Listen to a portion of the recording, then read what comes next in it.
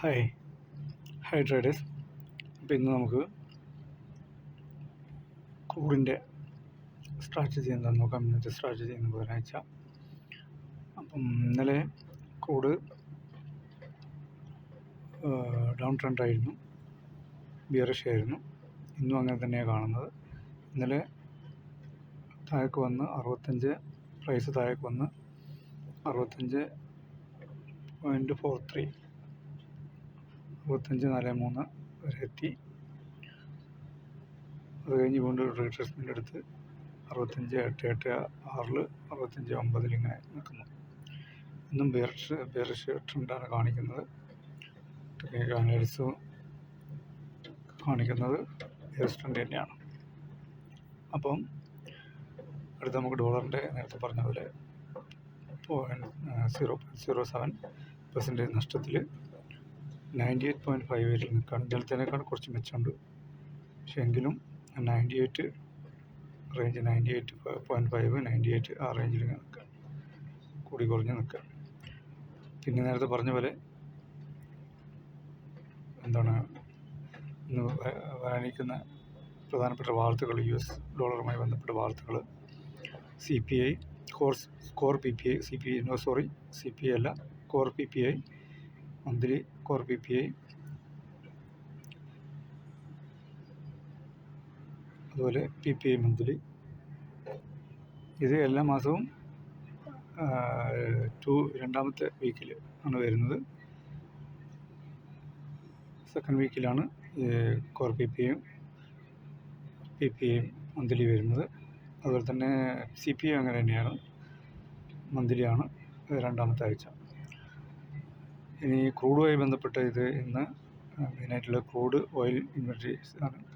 ഈ ഇൻവെൻട്രീസ് വരുമ്പം ഇൻവെൻട്രീസിനനുസരിച്ചിരിക്കും നമ്മുടെ ക്രൂഡിൻ്റെ ട്രേഡിങ്. ഇൻവെൻട്രീസ് സ്ട്രോങ് ആണെങ്കിൽ, അതായത് പോസിറ്റീവ് ആണെങ്കിൽ ക്രൂഡ് മുകളിലോട്ടാണ് പോകുന്നത്. ഇൻവെൻട്രീസ് നെഗറ്റീവ് ആണെങ്കിൽ ക്രൂഡ് നെഗറ്റീവായിരിക്കും. അപ്പം ഇന്നത്തെ മിക്കവാറും ഓയിൽ ഇൻവെൻട്രീസ് നെഗറ്റീവ് ആവാനാണ് സാധ്യത. അപ്പം അതനുസരിച്ച് ട്രേഡ് ചെയ്യുക, ന്യൂസ് നോക്കുക, ഞാൻ അപ്ഡേറ്റ് ചെയ്യാം. പിന്നെ ഇപ്പോഴത്തെ കണ്ടീഷൻ ന്യൂസ് നോക്കാം നമുക്ക്. ന്യൂസിൽ പിന്നെ ഈ റഷ്യ ഉക്രൈൻ വാർ നടന്നുകൊണ്ടിരിക്കുമ്പോൾ ഈ ജിയോ പൊളിറ്റിക്കൽ ഇതിൽ ക്രൂഡിന് വരാൻ സാധ്യതയുണ്ടായിരുന്നു. പക്ഷേ ഇപ്പോൾ അതിൻ്റെ കാര്യങ്ങളൊക്കെ കുറഞ്ഞു വന്നുകൊണ്ട്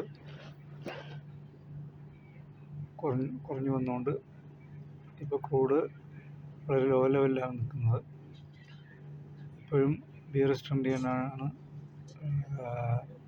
എല്ലാ സാമ്പത്തിക വിദഗ്ധന്മാരും ഈ ട്രേഡേഴ്സും പറയുന്നത്.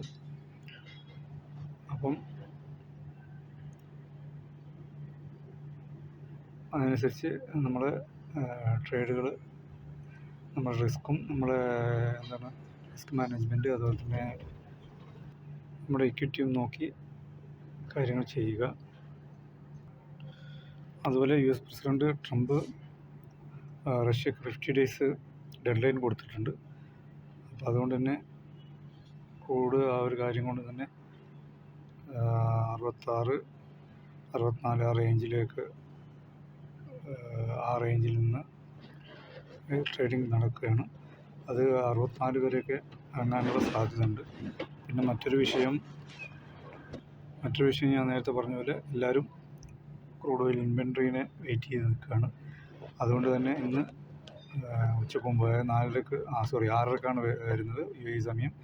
അപ്പോൾ 6:00 മുമ്പ് വരെ വളരെ സ്ലോ മൂവിങ് ആയിരിക്കും. അപ്പോൾ അത് കൺസിഡർ ചെയ്യുക, അത് നോക്കുക.